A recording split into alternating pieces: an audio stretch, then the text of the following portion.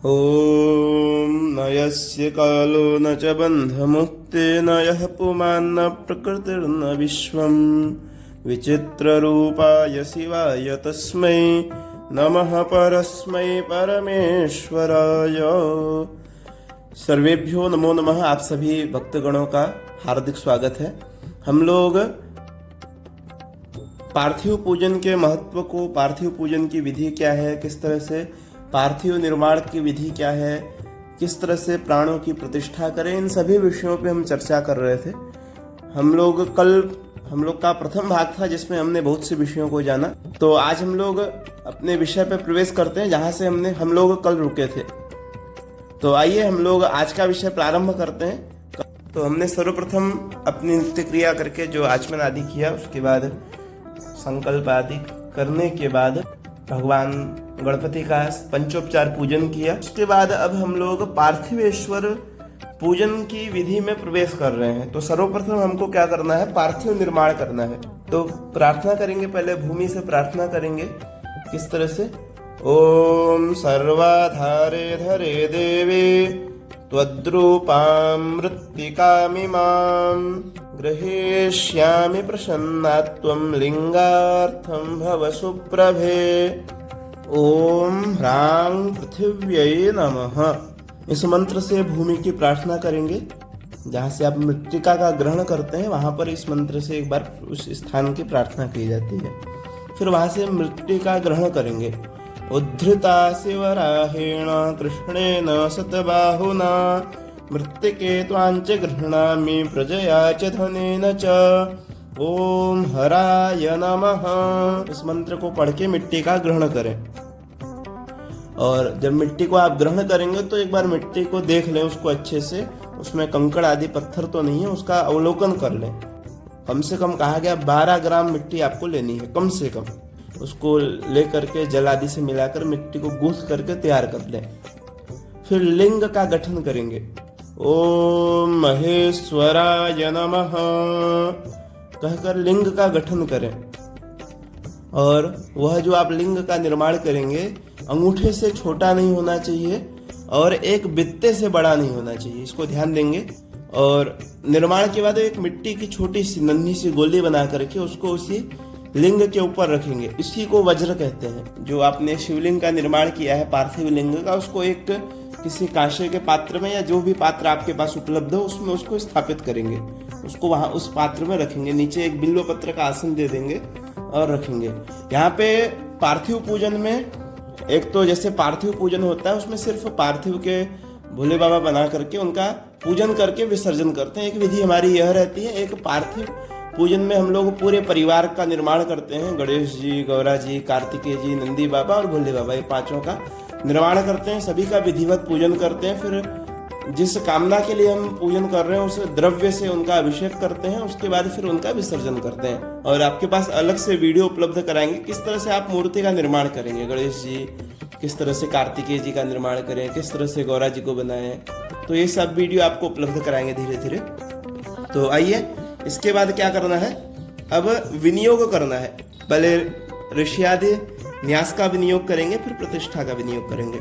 ओम अस्य श्री शिव पंचाक्षर मंत्रस्य वामदेव ऋषिः अनुष्टुप् छन्दः श्री सदाशिवो देवता ओंकारो बीजं नमः शक्तिः शिवाय इति कीलकं श्री सांब सदाशिव प्रीत्यर्थं न्यासे पार्थिवलिंग पूजने जपे च विनियोगः।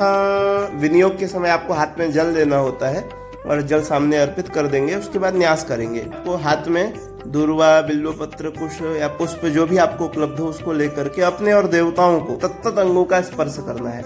एक बात और आप ध्यान देंगे कि देवो भूत्वा देवन यजेत, अर्थात जब आप देव पूजन करते हैं तो वहां पे देवतुल्य होकर के उनका पूजन करें।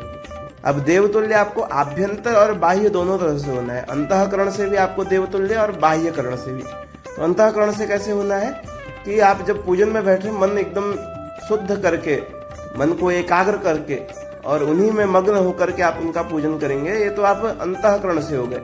अब बाह्यकरण से आपको उसी तरह से वस्त्र आभूषण पहन के, अर्थात धोती, जो एक उसकी वेशभूषा है पूजन की, धोती धारण करना है, ऊपर अंग वस्त्र लेना है, रुद्राक्ष की माला, भस्म धारण, तो इस तरह से ये बाह्य दोनों तरह से आपको तैयार होकर पूजन में बैठना चाहिए।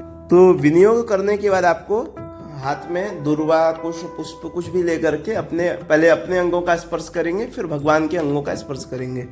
तो आइए आगे। ऋषियादि न्यासः। ओम वामदेवाय ऋषये नमः शीर्षे। ओम अनुष्टुप् छंदसे नमः मुखे। ओम सदाशिवदेवतायै नमः हृदये। ओम बीजाय नमः गुह्ये। ओम शक्तये नमः पादयोः। ओम शिवाय कीलकाय नमः सर्वांगे। ओम शिं सद्योजाताय नमः गुह्ये। ओम वामदेवाय नमः मूर्ध्नि। ओम यम ईशानाय नमः मुखे। करन्यासः। ओम अंगुष्ठाभ्यां नमः। ओम नम तर्जनीभ्यां नमः। ओम मध्यमाभ्यां नमः। ओम शिं अनामिकाभ्यां नमः। ओम वाम कनिष्ठिकाभ्यां नमः। ओम यं करतलकरपृष्ठाभ्यां नमः। षडङ्न्यासः। ओम हृदयाय नमः। ओम नम शिरसे स्वाहा। ओम मम शिखायै वषट्। ओम शिं कवचाय हुं। ओम वाम नेत्रत्रयाय वौषट। ओम यम अस्त्राय फट्। इस तरह से आपको न्यास करना है। फिर हाथ में पुनः जल लेना है। अब प्राण प्रतिष्ठा करेंगे न्यास के बाद। ओम अस्य श्री प्राण प्रतिष्ठा मंत्रस्य ब्रह्म विष्णु महेश्वराः ऋषयः ऋग्यजुः सामानि छन्दांसि क्रियामय वपुः प्राणाख्या देवता आंग बीजं ह्रीं शक्तिः क्रौं कीलकं देव प्राण प्रतिष्ठापने विनियोगः।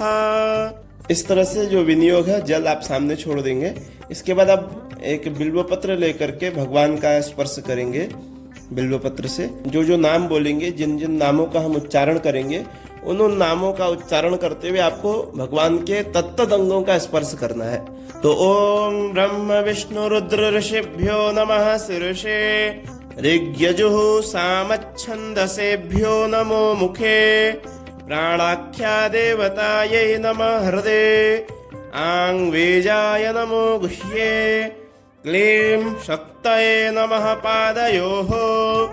क्रौं कीलकाय नमः सर्वांगे। तो इस तरह से आपको क्या करना है, स्पर्श करना है। फिर बिल्व पत्र को वहीं पे चढ़ा दीजिए। यहाँ पर दो तरह से प्रक्रिया होती है। एक तो जब इनका पाठ हम लोग करते हैं तो वहाँ पे उनको ढक करके, जैसे छोटी प्रतिमाएं होती हैं तो उनको आच्छादित करके फिर इनका मंत्रों का पाठ करते हैं।